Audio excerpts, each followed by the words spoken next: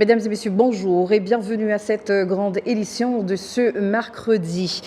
Et tout de suite, parlons du président de la République, Paul Kagame, qui a entamé ce mercredi une visite de travail de 2 jours au Botswana à l'invitation de son homologue botswanais, Duma Gideon Boko. La présidence du Botswana a présenté cette visite comme une étape vers le renforcement des relations bilatérales dans divers secteurs. Les dirigeants des deux pays devraient s'entretenir de sujets tels que le commerce, notamment par le biais des technologies, le tourisme, la médecine vétérinaire, les transports et la coopération dans la chaîne de valeur des pierres précieuses comme les diamants. Le président Kagame visitera également le centre du commerce du diamant du Botswana. Parmi les autres points abordés lors de cette visite figure la signature de divers accords, notamment en matière de commerce et d'investissement, ainsi que la coopération entre l'autorité botswanaise d'investissement et de commerce, ainsi que l'Office rwandais en charge de la promotion des investissements et du développement RDB. Une convention de non-double imposition sera également signée afin de faciliter les échanges commerciaux et les investissements entre les deux pays. Le Fonds monétaire international a classé le Rwanda parmi les pays affichant une croissance économique stable en 2025 avec un taux de 9,4%. Nous allons y revenir tout à l'heure, mais parlons également d'une autre actualité à présent. La Cour d'appel a annulé le non-lieu prononcé contre Agathe Kanziga Habyarimana, poursuivie en France depuis 2008 pour complicité de génocide. La Cour a estimé mercredi 6 mai que l'instruction devrait reprendre contre l'ancienne première dame, exilée en France et accusée pour des faits imprescriptibles constitutifs de complicité de génocide et de crimes contre l'humanité. Une plainte avait été déposée en 2008 par plusieurs ONG, dont la Fédération internationale pour les droits humains, l'association Survie et le collectif des partis civils pour le Rwanda. Le président de l'association Survie et le collectif des partis civils pour le Rwanda, Alain Gauthier, a réagi à cette décision.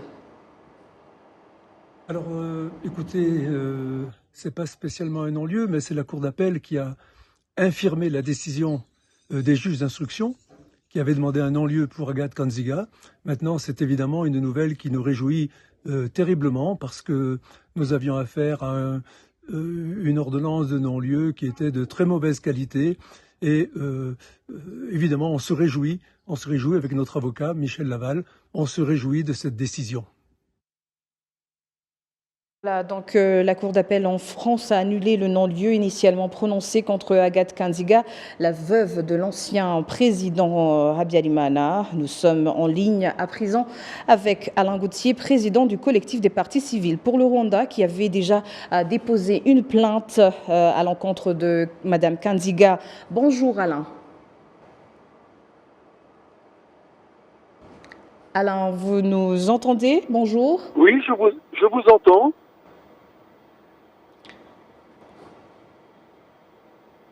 Allô?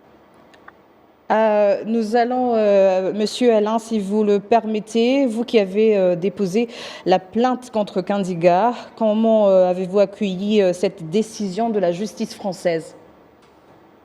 Écoutez, c'est pour nous un immense soulagement de savoir que les magistrats de la Cour d'appel ont décidé de prendre le contre-pied des juges d'instruction.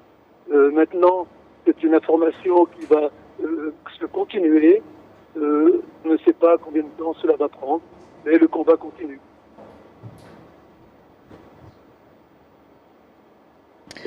Alors, pour vous et compte tenu du combat contre l'impunité que vous menez, je dirais, depuis des années, que signifie une telle décision? Cette décision veut dire que les juges d'instruction, en réalité, n'ont pas fait le travail qu'ils auraient dû faire. Ils ont négligé de rencontrer un certain nombre de témoins. C'est ce que le parquet et l'avocat des partis civils, Maître Laval, ont plaidé dans leur mémoire pour que la décision de non-lieu des juges soit infirmée. Maintenant que la Cour a ordonné, je dirais, la prise de l'instruction, qu'est-ce qui va suivre à présent? Vous savez, pour l'instant, on ne sait pas trop, hein, parce que on ne sait pas si ce dossier va être confié à un nouveau juge, ou bien si c'est un juge du pôle crime contre l'humanité qui va reprendre cette affaire. On attend, vous savez, on a appris la nouvelle voici quelques heures, donc on ne sait pas encore comment va être organisée cette ouverture du dossier. On va attendre, tout simplement. On espère surtout que cette ouverture du dossier mène Madame Agatha Kanziga devant la cour d'assises de Paris. Alors, avec cette décision, est-ce que, je dirais, Madame Kanziga, est-ce qu'elle a un autre recours ou bien c'est irrévocable? Écoutez, excusez-moi, je n'ai pas compris la question. Je disais, est-ce que Madame Kanziga a un autre recours possible ou bien la décision de la Cour d'appel est irrévocable? La décision de la Cour d'appel, pour nous, nous satisfait complètement, puisque c'est ce que nous demandions. Hein. Donc, voilà, on se réjouit de cette décision, mais on attend maintenant la suite. Vous qui connaissez, je dirais, la procédure de la justice française, notamment dans ces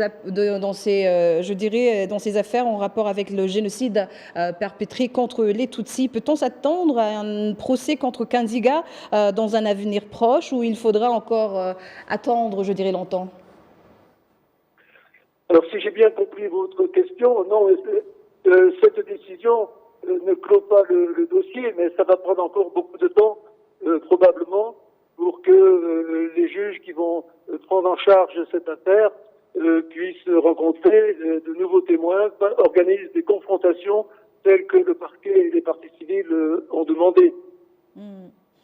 Alors, pour terminer, Monsieur Alain, pourriez-vous nous dire, nous faire le point, je dirais, sur les affaires en cours ou attendues d'ici peu en France pour les Rwandais suspects de génocide? Je suis désolé une fois encore, il y a une mauvaise communication, je n'ai pas compris votre question. Vous nous entendez, Monsieur Alain? Oui, ça y est, mais ça coupe de temps en temps. Ok.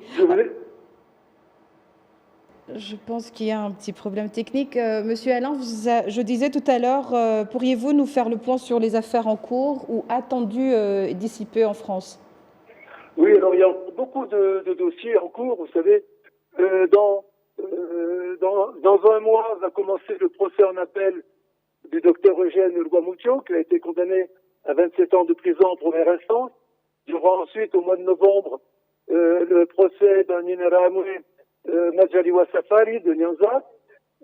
Et puis, il y a beaucoup d'autres dossiers qui sont toujours à l'instruction. Il y a deux personnes de Rusizi qui ont été récemment déférées devant la cour d'assises, donc on attend leur procès. Il s'agit de Thomas Nabadaïga et de Alphonse Kalenzi. Et puis encore beaucoup d'autres dossiers dont on attend la clôture, et surtout on attend que ces gens-là soient déférés aussi devant la cour d'assises. Il y a encore beaucoup de travail en France. Merci Alain Gauthier. Je rappelle que vous êtes président du collectif des partis civils pour le Rwanda. Merci d'avoir accepté notre échange, notre interview. Merci à vous. Alors, nous parlions un peu précédemment du Fonds monétaire international qui a classé le Rwanda parmi les pays affichant une croissance économique stable en 2025 avec un taux de 9,4%. Ce rapport du FMI place ainsi le Rwanda parmi les 10 pays au monde dont la croissance dépasse les 6%. Les propos de Patrick Nilitanti. Le rapport du Fonds monétaire international sur la situation économique montre qu'en 2025, l'économie mondiale a connu une bonne croissance, mais que le progrès réalisé ont été freinés par la guerre au Moyen-Orient entre l'Iran et les États-Unis, ainsi qu'Israël. L'économie rwandaise, qui figure parmi les 10 pays au monde affichant une croissance supérieure à 6%, a atteint 9,4%. Le ministre des Finances et de la Planification économique a indiqué dans son intervention que les efforts que le pays va déployer pour garantir la pérennité de ses acquis malgré les conséquences de ces conflits. Pour la première fois en 10 ans, la croissance économique des pays subsahariens devrait atteindre 4,5% en 2025.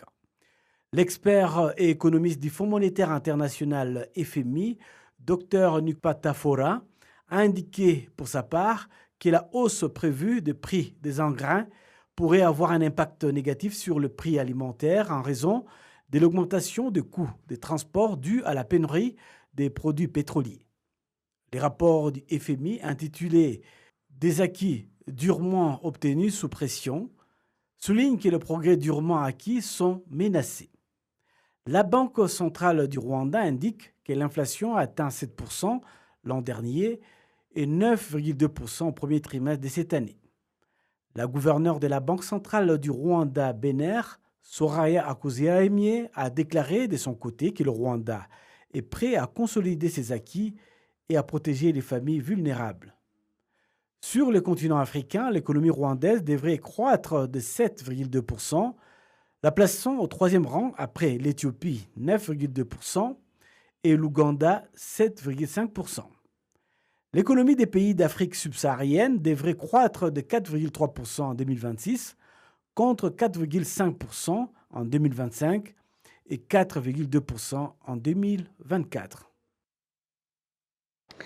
Le Sénat réuni en séance plénière mardi a adopté à la majorité le projet de loi organique régissant les élections après avoir examiné un à un l'ensemble de ces 159 articles répartis en 10 chapitres. Les propos de Jean-Benoît Michel. Ce projet de loi organique a été élaboré dans le but d'améliorer l'organisation et le bon déroulement des élections des autorités locales, de regrouper les différentes réformes apportées à la loi électorale, d'assurer sa cohérence avec les autres textes législatifs, ainsi que d'harmoniser sa rédaction avec les normes en vigueur pour les nouvelles lois. Après la transmission à la Commission de la gouvernance et des droits de l'homme du Sénat du Rwanda, le texte a d'abord été analysé en profondeur. Des modifications ont été apportées article par article, avec près de 151 articles revisés tant sur le fond que sur la forme, comme l'a expliqué Alfred Gassana, président de cette commission. Nous avons reformulé certaines expressions relatives à la campagne électorale en fait de clarifier le sens du deuxième paragraphe de cet article, notamment en ce qui concerne l'utilisation des couleurs d'un parti politique lors des campagnes pour les élections législatives au suffrage indirect. À l'article 147, l'expression « privation du droit de vote » a été remplacée par non-autorisation de vote, en cohérence avec l'article 7. Cette révision vise à mieux préciser les cas de personnes concernées afin d'éviter toute ambiguïté dans l'interprétation du texte. Avant son adoption, la séance plénière du Sénat a procédé ce mardi à une nouvelle analyse approfondie des 159 articles. Les sénateurs ont demandé des éclaircissements à la Commission sur certains points jugés ambigus avant de voter pour leur adoption. J'aimerais comprendre pourquoi, dans le cas des ambassades du Rwanda, on a utilisé l'expression « inclua » au lieu de préciser clairement qu'il s'agit de tous les lieux où le Rwanda est représenté à l'étranger, étant donné que cet article concerne l'ensemble des espaces relevant des représentations diplomatiques rwandaises. Au final, le Sénat a adopté la majorité de l'ensemble du projet de loi organique régissant les élections. Ce texte comprend 159 articles répartis en 10 chapitres, couvrant notamment les dispositions générales, l'organisation et le déroulement des élections, l'élection du président de la République et des membres du Parlement, le référendum ainsi que les élections des dirigeants des entités administratives décentralisées et entre autres. Et toujours au Parlement, la séance plénière de la Chambre des députés a été consacrée au rapport de la Commission de l'économie et du commerce sur l'analyse des activités de la Banque centrale du Rwanda du 1er juillet 2024 au 30 juin 2025. Le président de cette commission a indiqué que l'économie du pays avait progressé de plus de 6% durant cette période, malgré un recul de la production dans certains secteurs. Le Rwanda accueille une conférence internationale sur l'investissement dans le développement de la petite enfance, placée sous le thème « Investir dans la petite enfance est essentiel au développement ». Les détails avec Patrick Militanti.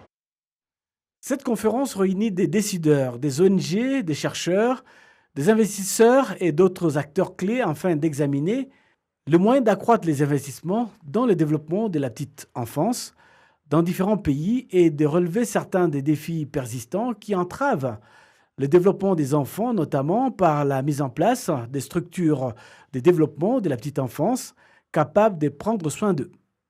Lors de la conférence, la ministre du Genre et du Développement familial, Uwimana Consolé, a déclaré que, compte tenu des difficultés économiques actuelles auxquelles le monde est confronté, les efforts de tous sont nécessaires pour garantir aux enfants une vie digne sans pour autant compromettre le développement mondial. Elle a également souligné que le Rwanda a fait des enfants une priorité, conformément à la vision 2050 qui vise à leur offrir une éducation de qualité dès leur plus jeune âge, une hygiène adéquate, une nutrition appropriée et une protection contre toute forme de violence. La ministre Uwimana Consolé a également souligné que le nombre d'enfants pris en charge dans les centres de développement de la petite enfance est passé de 297 000 en 2020 à plus de 1,2 million aujourd'hui, avec plus de 32 000 centres de ce type au Rwanda. Ceci témoigne de l'engagement du gouvernement rwandais en faveur du développement et de la protection de l'enfance. La conférence internationale sur l'investissement dans le développement et la protection de l'enfant a été organisée en collaboration avec l'Agence pour le développement et la protection de l'enfant, les réseaux africains pour la petite enfance, le Fonds des Nations Unies pour l'enfance, UNICEF en sigle, et l'Organisation mondiale de la santé, OMS. L'Office de l'Ombudsman a indiqué qu'il subsiste encore des lacunes au niveau des instances de base dans le traitement rapide des plaintes des citoyens. Au cours de l'année 2025-2026, cette institution a reçu 1267 dossiers en provenance de 6 districts, dont 912 ont été les 912 ont été résolus alors qu'ils n'auraient pas dû parvenir jusqu'à l'Ombudsman. Jean-Benoît Michel nous en dit plus. Les cas les plus fréquents concernent l'injustice, les litiges fonciers et la corruption. Ces préoccupations ont été exprimées par certains citoyens auprès de l'Ombudsman Nilede Madeleine, accompagné des autorités du district de Rutiro le 10 juin 2025, lors d'une visite visant à traiter publiquement des plaintes restées longtemps sans solution. Le responsable forestier du secteur d'Omurunda, avec un agent de Dasson, a vendu à mon neveu des arbres appartenant à l'État pour 600 000 francs rwandais. Ensuite, ils ont empêché le véhicule venu les récupérer de partir avant de l'arrêter. Arrivés au niveau du district, ils ont tenté de le corrompre, mais cela a échoué vu qu'ils avaient quelques magouilles. Outre les citoyens rencontrés dans leur localité, de nombreux autres se rendent également au siège de l'institution à Kimihurura, venant de différentes régions du pays. C'est le cas de Nyirabimana Marthe, originaire du district de Nyamasheke, qui a affirmé avoir quitté son domicile pour déposer sa plainte. À partir de tels exemples de problèmes qui perdurent sans être résolus par les instances de proximité, l'Ombudsman Nilede Madeleine souligne une certaine défaillance des autorités locales dans la gestion des plaintes des citoyens. Si les problèmes ne sont pas résolus à la base, cela signifie que ceux qui arrivent à l'Ombudsman seront nombreux, ce qui ne devrait pas être le cas, car nous devrions plutôt traiter des dossiers les plus complexes. Lors de nos descentes sur le terrain, plus de 50% des cas sont résolus immédiatement, ce qui prouve qu'ils auraient dû être réglés en amont. Il est donc nécessaire de renforcer la capacité des autorités de proximité à suivre et résoudre les problèmes au niveau des cellules ou des secteurs. Lors d'une récente rencontre tenue à Gakou, dans le district d'Obugesera, réunissant les responsables des institutions centrales et locales, le Premier ministre Dr Justin Sengiumva, s'appuyant sur des données de l'Office rwandais de gouvernance RGB, a appelé les dirigeants à redoubler d'efforts pour améliorer la qualité et la rapidité de services offerts aux citoyens. Le rapport de l'Office rwandais de gouvernance montre une baisse de la qualité des services, passant de 78,2% en 2023 à 75,8% en 2024, puis 71,7% en 2025. Ces chiffres indiquent clairement la nécessité de redoubler d'efforts. La mauvaise prestation de services est souvent liée à la corruption, ce qui compromet les objectifs de développement, freine l'économie et érode la confiance des citoyens envers les autorités. Offrir un service de qualité ne doit pas rester un simple discours. Depuis juillet 2025 à ce jour, l'Office d'Ombudsman a déjà visité 6 districts, Nyamasheke, Ngororero et Rutsiro, dans la province de l'Ouest, Gisagara et Ruhango dans la province du Sud, ainsi que Gatsiwe et Ngoma dans la province de l'Est. Dans ces districts, 1267 plaintes ont été enregistrées, dont 912, soit 71%, ont déjà été traitées. Certains investisseurs étrangers opérant au Rwanda saluent les efforts du pays pour faciliter l'investissement et ouvrir davantage son marché au commerce international. Cette dynamique constitue donc un levier important pour atteindre les objectifs de développement que le pays s'est fixé. Plus de détails avec Jean-Benoît Michel. Montagne céramique. Ignacio Laisesca, un investisseur originaire d'Espagne, développe un projet d'usine de transformation de produits issus de l'exploitation minière. Après une année d'activité, il affirme avoir bénéficié d'un accompagnement significatif des autorités rwandaises. Prévu, selon lui, l'engagement du pays en faveur des investissements internationaux.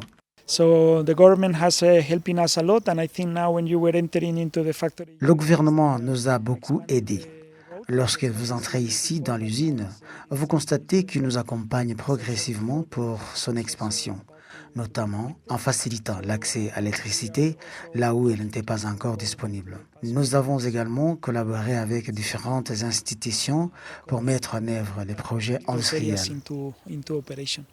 Un témoignage que partage également Balboul Tahil, investisseur d'origine turque installé au Rwanda depuis 8 ans. Il se souvient particulièrement de la facilité avec laquelle il a pu enregistrer son entreprise dès son arrivée. Honnêtement, je pense que ça serait compliqué, mais lorsque vous disposez de tous les documents requis, tout se fait le même jour. J'ai été servi immédiatement. L'accompagnement que nous avons reçu était professionnel et inoubliable. Pour l'économiste et professeur Karuranga Ejid, la poursuite de cette tendance à la hausse des investissements internationaux permettra au Rwanda d'atteindre ses ambitions à long terme, notamment celles définies dans la vision 2050 et de la deuxième phase du programme national de transformation, NCT2. Si tout continue dans cette dynamique vers la vision 2050, d'ici 2063, nous aurons des résultats concrets à présenter. Ils sont déjà visibles aujourd'hui, mais nous devons continuer à nous positionner en tête en Afrique, notamment en matière de sécurité, de gouvernance et de productivité. Par ailleurs, les prévisions de Rwanda Development Board indiquent que cette croissance des investissements privés devrait générer environ 38 150 emplois. De son côté, la Banque nationale du Rwanda rapporte que les investissements directs étrangers ont atteint 872,9 millions de dollars américains en 2024. Et c'est sur ces images que nous clôturons cette grande édition. Au nom de toute l'équipe qui a contribué à sa réalisation, je vous remercie. Bonne poursuite des programmes de la télévision rwandaise.